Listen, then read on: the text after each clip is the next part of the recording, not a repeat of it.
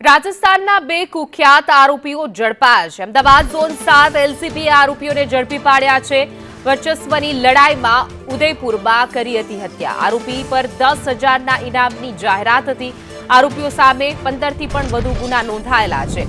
ઉદયપુરમાં gang વોરમાં આપ્યો હતો હત્યાને અંજામ।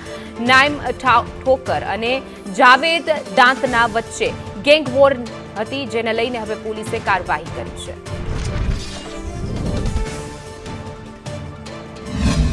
ઝોન 7ને બાતમી મળી હતી કે ઉદયપુર શહેરમાં ગેંગ વોરમાં થયેલા મૃત્યુમાં બે આરોપી, એના જો બે મુખ્ય આરોપી છે એ સરખેજ વિસ્તારમાં ફરે છે।